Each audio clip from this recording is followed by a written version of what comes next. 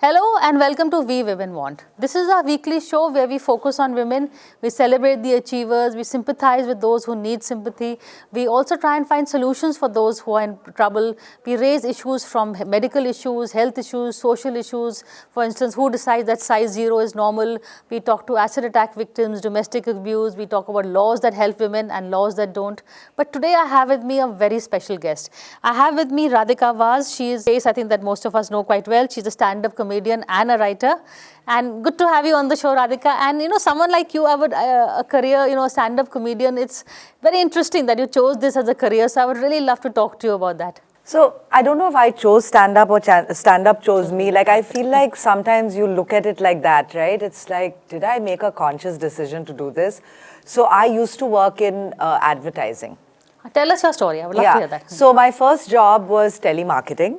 Second job was sales in hotels. And my third job was as an account manager in an advertising agency. And that was my longest job. I had that for many, many years. Okay. So always some kind of communication. If you look at the thread that's gone through my life, it's always been like communication oriented sort of, right?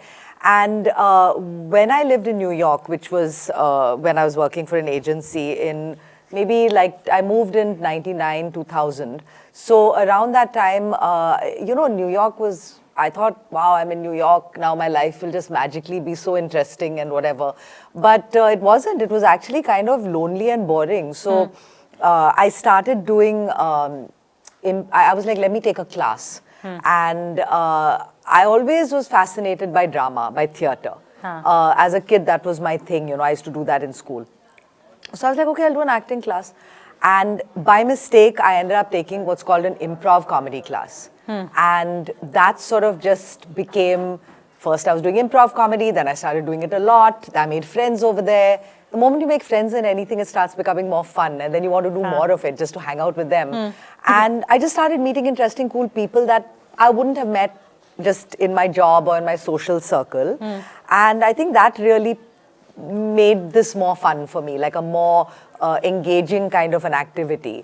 And then just it took on a life of its own. I got into writing and I got into teaching improv. And then you've written a book also. I should have mentioned that. Unladylike, a memoir. I love the title. Well, funny you should mention it. I've got your copy. Wow, thank you so much. I will sign this for you afterwards. Definitely. I know you've already seen the galleys and read it and everything, but I wanted to give you a hard copy.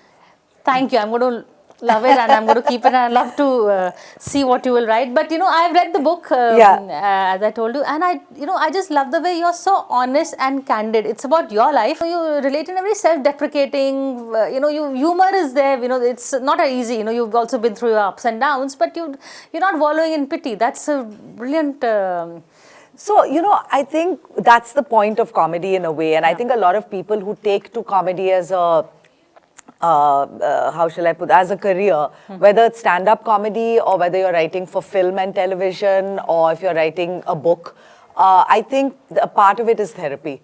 It is that let me look at this. And in fact, that's the thing with comedians. Like anytime anything horrible or embarrassing or just like cringy happens to you, usually my first reaction is, it'll be funny in the future.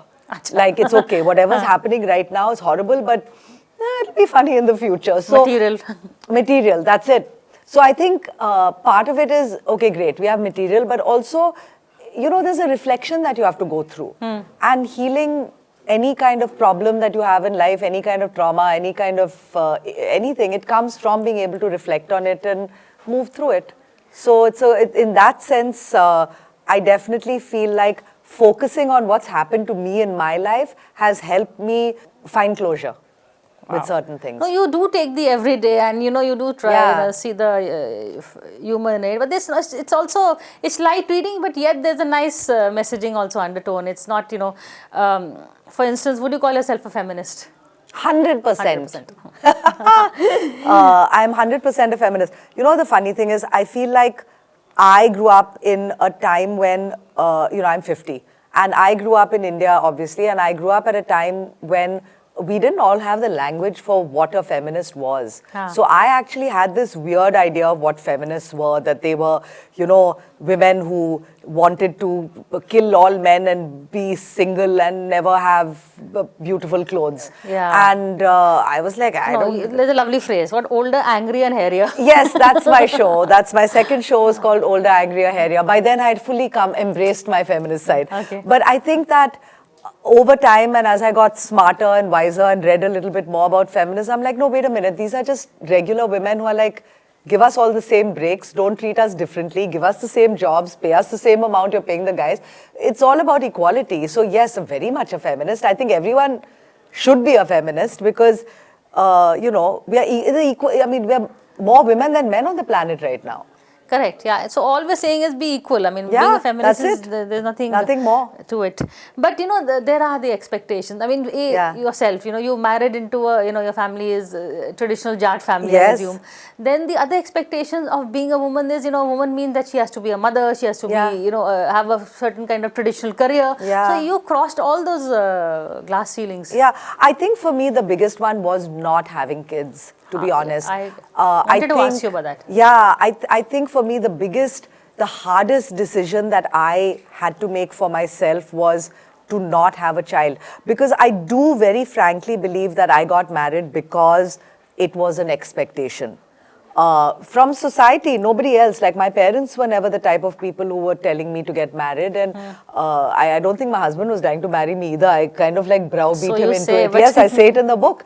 But I felt that that was very important for me as a woman, you know, being married. I am a married lady. Like it was very important for me to present as such. And then after I got married, I realized that it kind of didn't change anything. Grass is greener.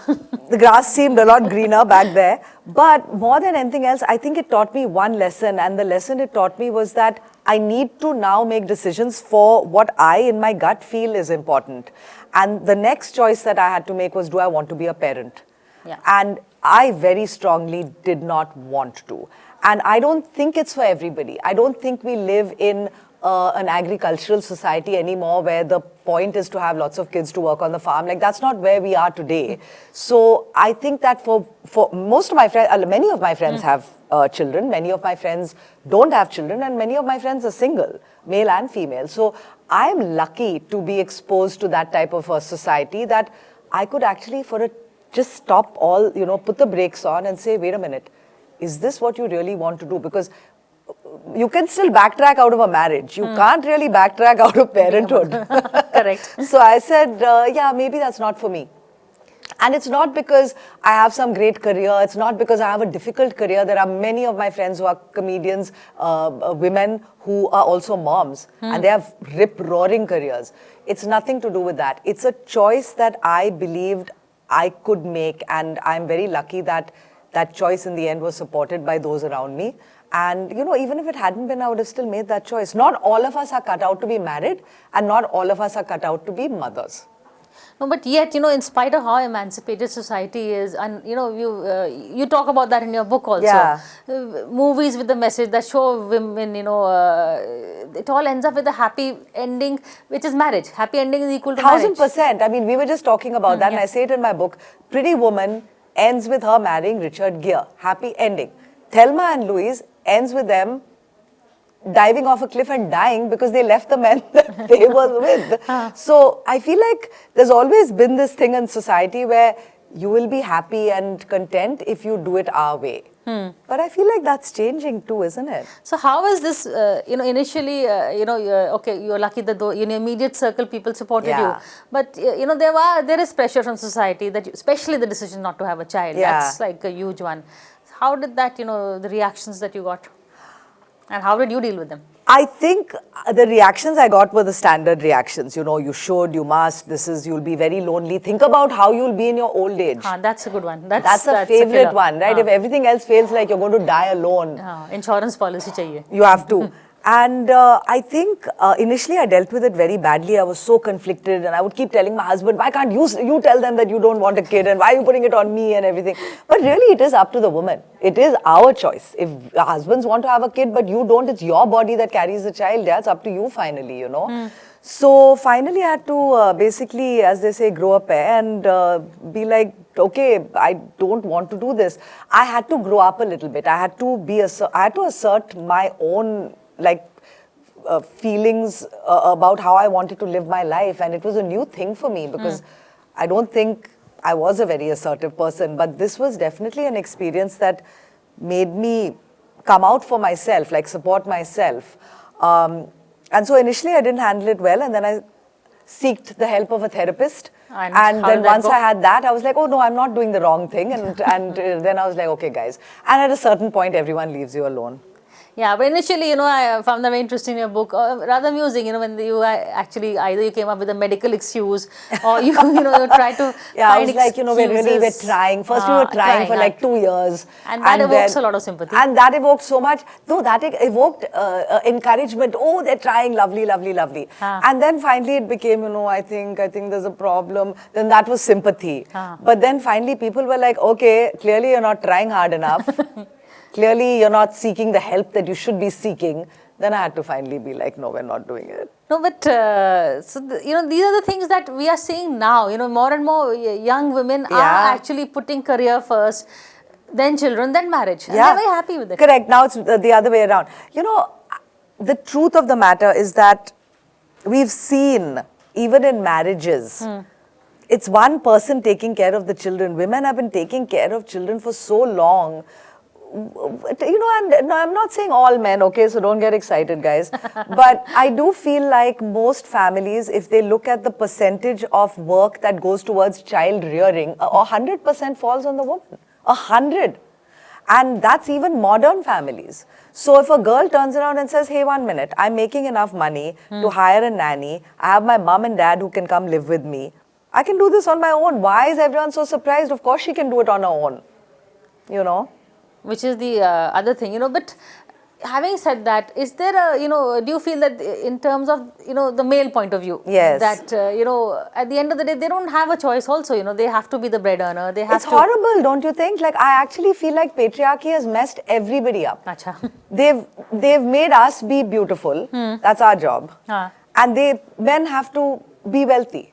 Like rich. Yeah, they have no choice. They have no choice. They have to be the breadwinner. They have to have all of that pressure put on them. And we have to go to the gym. And we have to go to the gym and be beautiful so that we can be shown off, God only knows where. Then finally we all hit 50 and no one's looking like anything. We're all looking like each other now. I look like my husband, he looks like me. It doesn't really matter. But yeah, there is a lot of pressure on men. It's called toxic masculinity, right? Like there's now language for that, where men aren't allowed to have emotions, they're not allowed to feel fear, they're not allowed to have any kind of crisis because they have to be the protector, the hero of the family. No. Like, let's all be, that's why I'm saying, let's all be equal. Let the women also bear some of the burden so that together we can all just be happier people. Wow, that's one way of putting it. Right? But, you know, okay, so being a woman, is there more pressure than a man in a stand-up comic this thing? Or do people look at you differently? Do they expect that there's certain topics you will do or you won't do? Or are there any? Yeah, I think, you know, so I've talked about this before, and I always feel like there's just different expectations on men and women no matter what job we do. And I think all of the inequalities that follow women around follow us into anything, follow us into any job. It probably follows you into a job, it follows your camera people into their job, it follows your producer into hers, it follows me into mine. Right. It's the same stuff. So I definitely think that there are certain topics that make could make a crowd a little uncomfortable because a woman's talking about it, whereas a guy could get away with it because in general we've let men get away with those things up till now. But I also think that I am lucky, I'm very privileged, I always say this, because I also got into this a little bit older, and I think I knew a little bit more about myself and about what I want, how I wanted to deal with stuff. Whereas I do sometimes see when I'm at in a comedy club in a green room, a young woman will come in, a young female comic in her 20s, and she's the only one there. She is the only girl on the lineup. The rest are 9 guys. They're not talking to her. So now she's sort of in her workplace. This is our workplace, right? She's in the workplace. She has no one to talk to. There's no support coming to her. Now she has to go out on stage. It's a predominantly male audience. And she has to do this thing, which is already so difficult to do. And then she has to go home at 12 o'clock at night in a not the safest situation.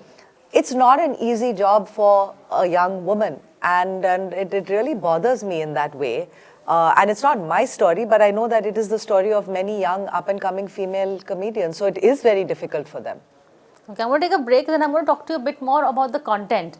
You know, are there some gender issues that men can crack jokes, maybe, you know, this girlfriend and that wife? Yeah. Do you also do husband jokes and men jokes? After a quick break, we're going to come to that topic.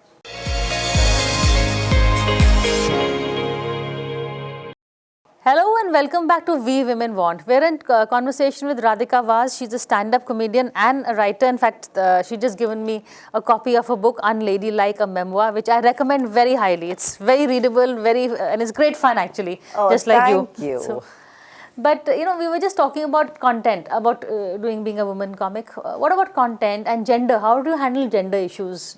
Is that a large part of your show? So, you know, I think initially when I started writing material, I was I was unconscious of that. Because you're just writing whatever you can think of, you know. And I guess as a woman, I'm always going to, not all women, and by the way, I have a lot of friends who do what I call observational comedy. So it's their observations of things that are happening outside of themselves. Political comedy, politics, whatever.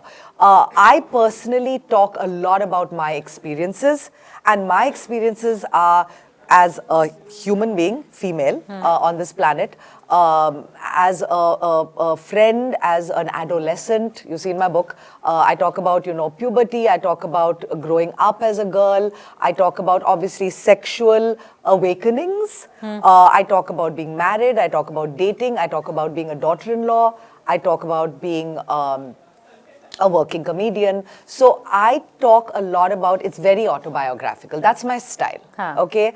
And I think what happens is it's not a conscious choice that I am going to talk about being a wife in a sort of like this sexist world. It's not a conscious choice, but I do end up talking about things that have affected me, and I do find that a lot of women relate to that because it's the same thing that's affecting them. Yeah, it's everyday life. It's everyday life. So I definitely think my only show, Older, Angrier, Hairier, so I had a show before that which was called Unladylike, and the second one was Older, Angrier, Hairier. I'm working on my third show right now, but Older, Angrier, Hairier to me felt like a bit more where I was very conscious of talking about issues that I would say other feminists were looking at. So I talked a lot about the issues of age for women. I talked a lot about how, you know, women are expected to be the keeper of everything domestic. And a couple of other topics that were very firmly rooted in feminism and womanhood. But now my material tends to be a little bit more just straight up my experiences without necessarily taking a feminist lens. But the only reason I think is because I'm so confident of the fact that no matter what I do, I'll always come at it like a woman. Because I am a woman. I am female. So that's my gaze. So I don't need to add anything on top of that to prove anything to anyone, you know? Fair enough. Are there some topics that are a no-go? For me? For you? I personally don't enjoy making fun of anybody. Okay. I like to be the butt of my jokes. Which is what I saw in the book. Yeah, also. I love that. I'm like, this is the easiest place to go. And I don't want to make fun of somebody's physical appearance or their, their religious preferences or anything. I just find that to be a little bit of a low blow, and also it's too easy and it's not funny. It's more you're making fun of, doesn't mean it's funny. So that's the difference in the comedy. Yeah, I think that's the difference. And having said that, I don't think other comedians need to, like, I'm not going to be like, oh, she shouldn't do it or he shouldn't do it. I actually think comedians should be able to do whatever they want so long as they're being funny. I don't take offense to a lot of things. So that, people have raised things with me and said that, do you think so-and-so should talk about, they're making fun of trans people, or they're making fun of women. Some guys go up on stage and make fun of women. I'm like, look, they're allowed to do whatever they want. If they're not funny, no one's going to laugh at it. Correct. So let's just, that's sort of the litmus test, But I personally feel like, again, politics, a lot of people ask me about that. I don't do political humor, not because I'm scared or afraid or anything. It's just not my thing. I was never a girl who, read up a lot about politics. I read about situations that are happening across the country. I'm aware of what's going on, but it doesn't translate in my body into comedy. For me, what translates into comedy is, oh, I had this situation the other day. How can I mine that for comedy? That's sort of where my mind goes. I've not trained my mind to go in that direction. It just goes there. So that's where I go. Do I read about politics? Do I read about issues? Yes. But do I feel like I need to do comedy on that? I don't. I have friends who do, and I'm very happy I have those friends, because we need that too. That is true. But situational stuff, you like I said, like you also said, that you make yourself the butt of the joke. The butt of the jokes. Yeah. So how does that work, with your family, with your friends, with your husband, in terms of... Look, my husband's got a great sense of humor. So that's the only time I'm ever saying anything nice about this guy in public. Let us record this moment. He does. I mean, that's one of his more attractive features. He does have a great sense of humor. So I think he gets the joke. He also understands what comedians do, that it's a job, that it's jokes that we're making. And he also realizes that I will mind my personal life for humor, and, he's part of it. And I also think he knows I know where to sort of intuitively draw a line. Does everyone feel that way about me? I don't know. I think my in-laws have sometimes been a little bit like, but overall... That look was a good look. Overall, I think they've been very patient and very sweet, and they sort of like, okay, all right, she's different. So, they tolerate me. They tolerate me. And my dad and mom have a great sense of humor. They're very cool with... They get a kick out of it. They find it funny. I made so much fun of my father. Oh, my God. I have made so much fun of my dad in my old shows. And even now, I've got some horrible jokes. And some of my jokes are very on the edge. Right. And so, but my dad loves it. Full marks to him. Yeah. Since this is a women's show, I'd also want to talk to you about, how do you see today's women? Because we are really at the cusp where we are still, the traditions haven't yet all been, they're still there, Though a lot of women, as we discussed earlier, are trying to walk out and this thing. So we are at that, very middle ground, really, where our mothers are still in the traditional thing. They're happy to have us move forward. But we are still, maybe it's the first generation, our kids, if we are, neither do I have any kids. We don't have kids. Would be the ones really doing that. Yeah, my imaginary grandchildren. I was just joking about this the other day. I was just saying that, I was talking to these 20-year-olds, and they told me that, we are different from you because we don't need to get married. And I was like, that's true. They don't need to get married because they have Uber and Ola. Because if you think about it in the 90s, and you'll see what I'm saying, if you could get picked up from a location of your choice and then drop back after the nightclubs at 3 in the morning in safety, you were set. That's 90% of the reason most of us got married. We needed transportation. These girls don't need to do that. They do not need to do that. I think that there's something to be said for technology and the way things are moving.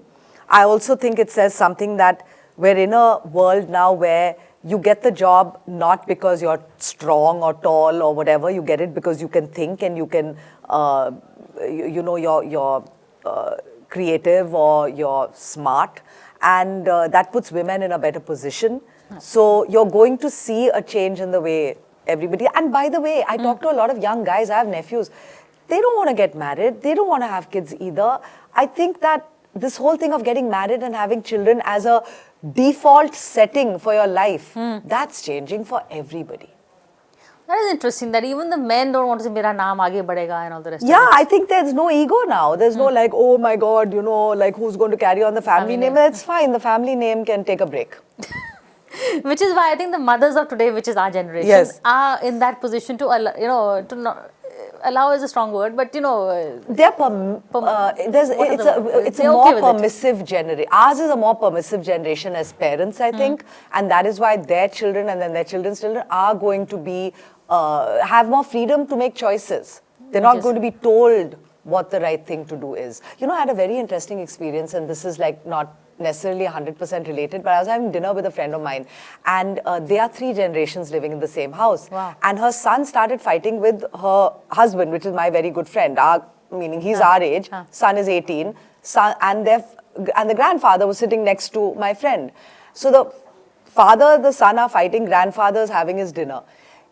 That fight, the way it was happening, and my friend finally apologized to his son. He said, you know what, maybe I owe you an apology. That would never have happened between grandfather and him. No way. No way. No. It's already, I was just watching this and I was feeling, wow, that's already changed. You already have this very sensitive man raising another boy and saying sorry to his child in public. That's sending a different message to that child. He's going to be a very different man. Yeah. Even from what his father is, and certainly from what his grandfather was. So the men are also changing, as you said. Yeah, they have to. We all have to change.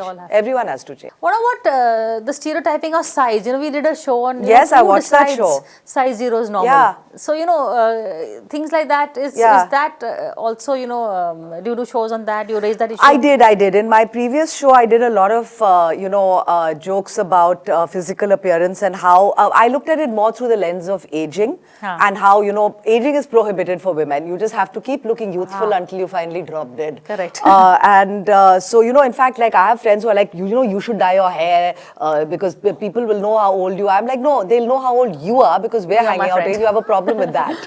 You don't care about me.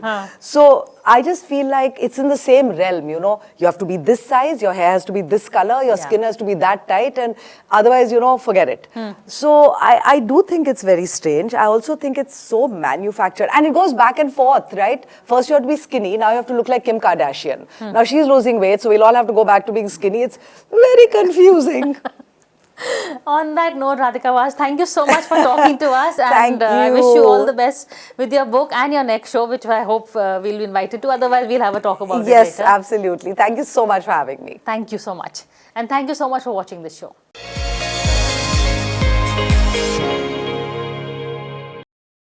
For more such videos, subscribe to the NewsX YouTube channel, hit the bell icon.